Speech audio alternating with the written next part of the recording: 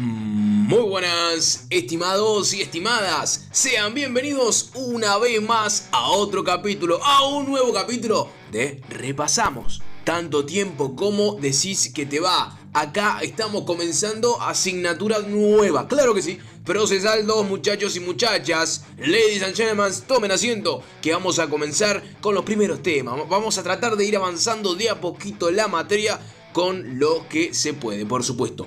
Así que prepárate, ponete, alistate, prepárate el matecito, el cafecito, lo que vos quieras. Sentate, que vamos a ir viendo tema por tema, como siempre. Muy bien, mi gente, Procesal 2. Claro que sí, parte 1, ya la vimos semestre pasado. Y bueno, vamos a arrancar con la segunda parte.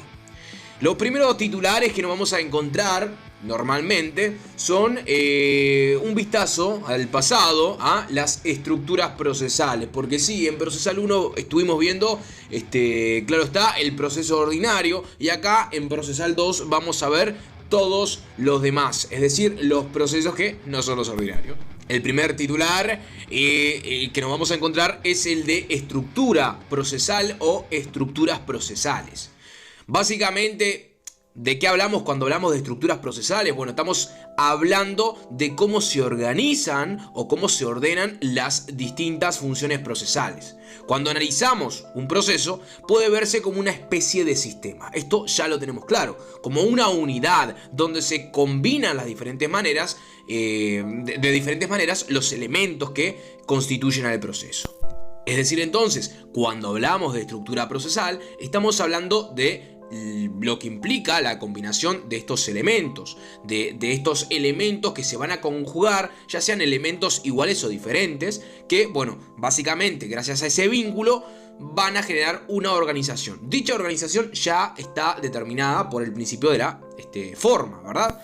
¿Qué elementos van a constituir esta estructura procesal? Y bueno, acá van a entrar en juego los actos, las situaciones jurídicas, los sujetos procesales, las normas mismas. Así que entonces, para rematar, la estructura procesal es el conjunto de funciones procesales, claro está, compuesta por actos procesales que con la forma de vincularse entre sí se van a organizar. ¿Y esa organización quién la determina? Bueno, el legislador de una determinada manera. Mientras algunos procesos tienen mayor cantidad de actos procesales y son más largos, hay otros que tienen menos actos procesales y son más reducidos.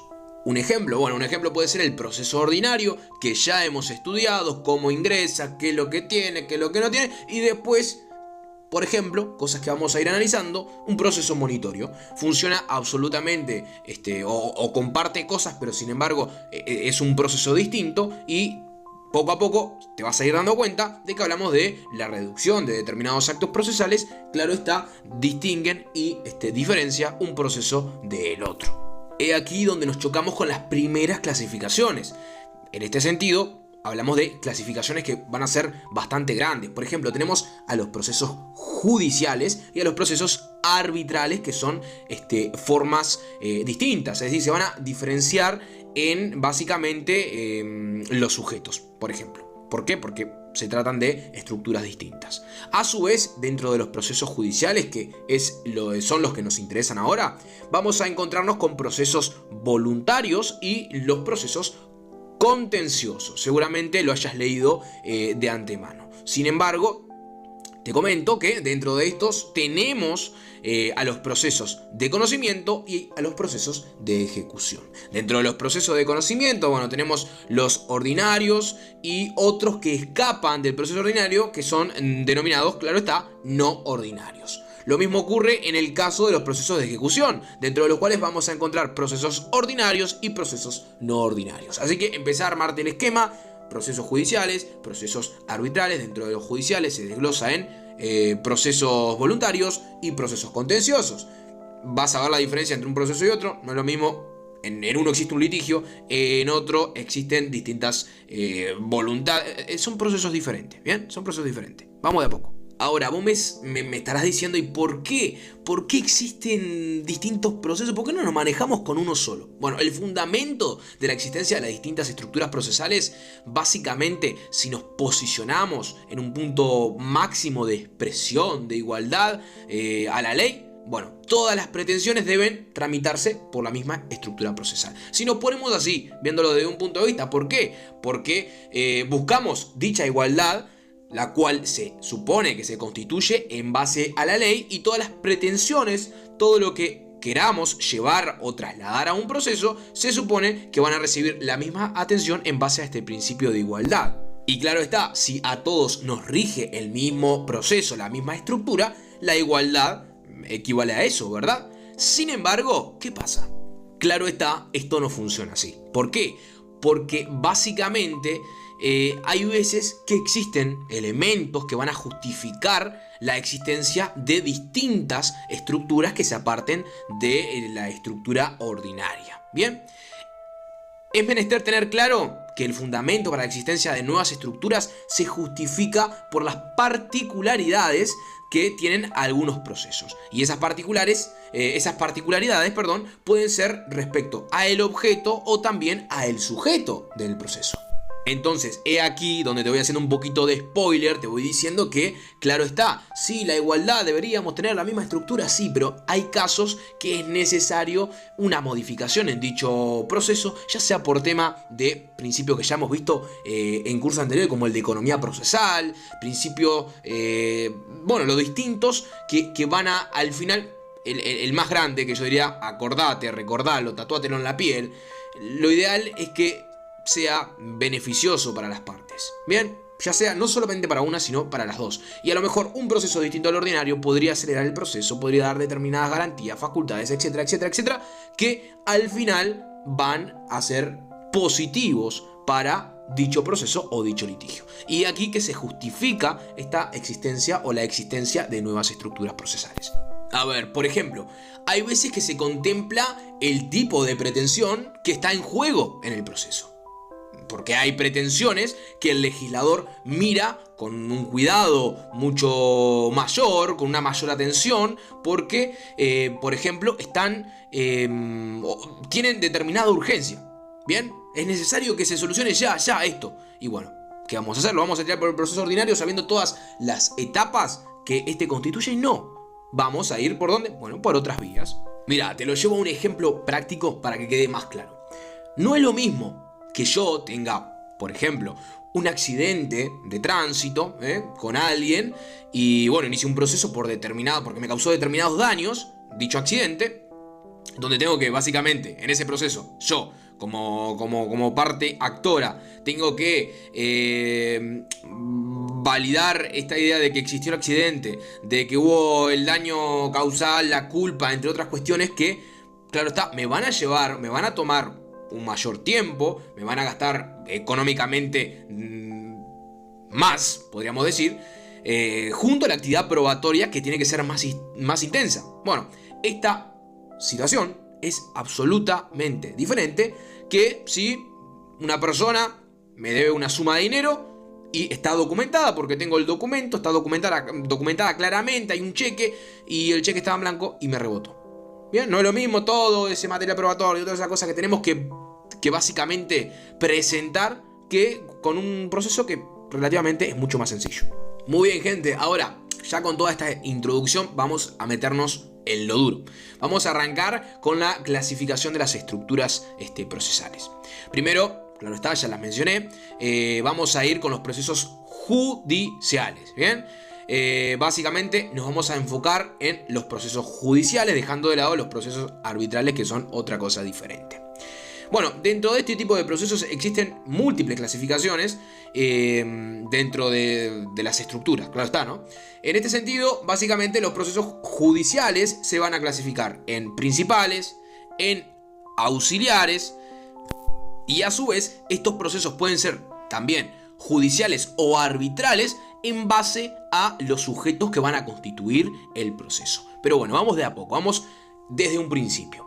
¿A qué referimos con esta clasificación que va en la estructura de procesos judiciales como procesos principales? Bueno, básicamente hablamos de o referimos a un proceso principal cuando el objeto es principal o sustancial. Es decir, el objeto principal es el problema que da razón de ser al proceso. Y no habría proceso si no existiera este problema. En otras palabras, el problema es el que llevó a iniciar el proceso. Por ejemplo, si existe responsabilidad, si tenemos que hacer lugar a un desalojo o no, si tenemos que establecer que existe culpabilidad y eventualmente una pena en determinados casos. Bueno, ahí referimos a procesos principales. Sin embargo, referimos a auxiliares cuando el objeto del proceso es secundario. Básicamente el objeto es secundario porque aquel problema que se debe resolver en el tribunal está ahí. Sin embargo, no estaría planteado si no hubiera un proceso principal dentro del cual se plantea. A ver, lo que quiero decir es, va a existir el proceso principal y los auxiliares son procesos que van a ir completando aquellas ausencias que pudiera dejar el proceso principal, claro está, para abastecerlo o dotarlo de determinadas cosas. Después también nos podemos chocar con términos que seguramente escuchaste, procesos que son contenciosos o también la posibilidad de que sean voluntarios. Aquellos procesos contenciosos son básicamente aquellos procesos donde va a existir un conflicto, un litigio, un interés que se va a contraponer contra el interés del actor, básicamente, ¿no? Bueno, perdón por repetir tanto, pero es la idea, ¿no? Intereses opuestos que, claro está, no emergen de un proceso voluntario, sino que hay un conflicto de intereses, se genera litigio, etcétera, etcétera. Bien. Es decir, en la jerga común, básicamente, cuando hablamos de que existe un proceso, cuando existe un juicio, hablamos de esto, del conflicto de intereses entre partes. Por eso es o está titulado en la clasificación como procesos contenciosos. Mientras que en el otro extremo del mapa tenemos a los procesos voluntarios. La posición tradicional plantea que estos procesos o este tipo de procesos no están formados en base a un conflicto o a un litigio. No hay intereses opuestos. El proceso voluntario no implica que el actor elija voluntariamente, sin embargo, porque esto no es así. Porque desde el punto de vista de que el proceso siempre es voluntario, el actor elige demandar, ¿bien? Es decir, la voluntad del actor de demandar está. Sin embargo, esto no hace a un proceso voluntario, valga la redundancia. Sin embargo, no es como un contencioso, donde hay un conflicto, donde hay un litigio, donde hay intereses opuestos. ¿Bien? Vargas de Angelis entiende que el objeto del proceso voluntario no implica la búsqueda de un cambio en el campo subjetivo del sujeto, es decir, del ser al deber ser, de aquella insatisfacción jurídica que se pretende eliminar. Alguno podría decir que el cambio es consentido por este otro sujeto que se va no a oponer, pero que va a estar acompañando o que va a estar siendo parte del proceso. Entonces, de forma resumida, ¿podemos diferenciar a un proceso voluntario y un contencioso? Sí, claro que sí. El voluntario, hay voluntad, pero el hilo o la gran diferencia entre uno y otro es la existencia de un conflicto o litigio. En los voluntarios no la hay y en los contenciosos sí la hay.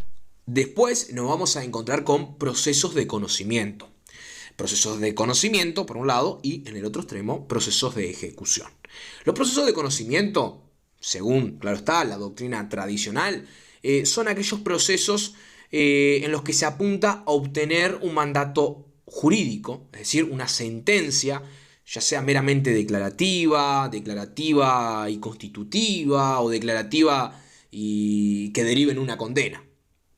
El criterio de distinción entre los procesos de conocimiento y de ejecución se basa en el objeto del proceso. Si el objeto del proceso comprende la resolución acerca de una requisitoria o petitorio de la sentencia meramente declarativa o aún declarativa y constitutiva, el proceso es un proceso de conocimiento. Básicamente, en otras palabras, para estos autores, el proceso de conocimiento implica que el juez emita el mandato de condena que se va a ejecutar en otro acto de ejecución. Es decir, si el objeto del proceso es básicamente la resolución acerca de algo meramente declarativo, es decir, el objeto es que el señor juez diga, bueno, declare determinada cosa con una sentencia declarativa, valga la redundancia, o los ejemplos anteriores que también mencioné. Bueno, si el objeto es eso, básicamente estamos ante un proceso de conocimiento. Mientras que, por lo contrario, cuando el objeto del proceso es la condena, es decir, una sentencia de condena, entonces estamos desde un principio parados en un proceso de ejecución. ¿Por qué? Porque el objeto del proceso de conocimiento se agota en el dictado de la sentencia, que es ya sea declarativa o declarativa y constitutiva, mientras que si pido algo que se condene, bueno, no me basta con la sentencia, sino que necesito que alguien cumpla una determinada condena. Entonces, conocimiento, declaración, constitución, declaración y constitución.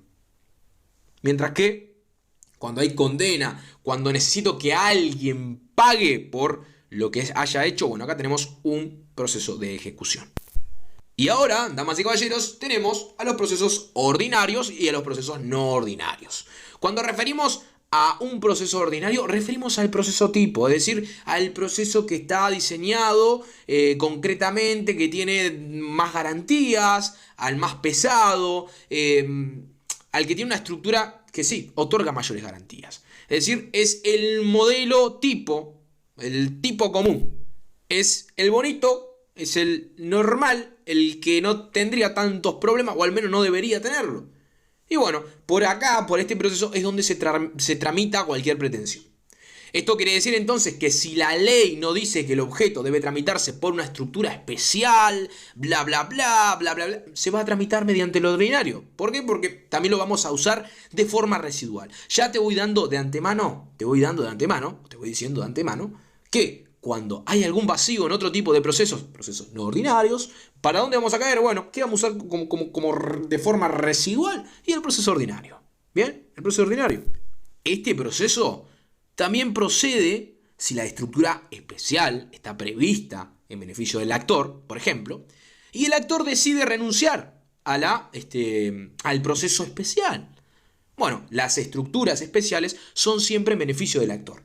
Pero es decir, el actor puede renunciar a este tipo de estructuras especiales. Y ahora, por contraparte, los procesos no ordinarios. Bueno, estos procesos son trámites distintos que básicamente establecen algún elemento del objeto que amerita una forma diferente. Cuando se establece una estructura especial es porque se entiende que algún elemento de la pretensión jurídica amerita un proceso diferente, ya sea el sujeto invocado, ya sea por la simplicidad del objeto. Es decir, hay algo que en lo normal, en lo ordinario, tiene una determinada particularidad que a lo mejor aboca a un proceso distinto. Por ejemplo, los procesos no ordinarios pueden ser el proceso extraordinario, el monitorio, el de inconstitucionalidad de la ley, que son procesos que no están regulados en el CGP, pero sin embargo están ahí. Ojo, que también hay algunos procesos que no son ordinarios, pero están regulados fuera del CGP. Ahí lo tenemos que agarrar un poco con pinzas. Pero para que te hagas una idea, tenemos el ordinario, el amigo de toda la vida, el que no falla. El que no falla. Y después, bueno, inventamos alguna que otra cosita cuando el objeto, el sujeto, el matiz que le encontremos diferente, bueno, amerita un proceso distinto. Poco a poco vamos a ir viendo dichos procesos, poco a poco vamos a ir diferenciando uno de otro y claro está, cuando hay un vacío nos vamos a remitir a el ordinario. Así que damas y caballeros, este fue el primer fragmento, el primer micro capítulo de la estructura procesal. En el próximo vamos a estar viendo el proceso ordinario de forma sencilla. Vamos a dar una repasadita a lo del curso anterior y después nos vamos a ir metiendo poco a poco en los distintos procesos. Mi nombre es Santiago, espero hayan disfrutado de mi compañía. Nos vemos en la próxima. Se cuidan. Chao, chao.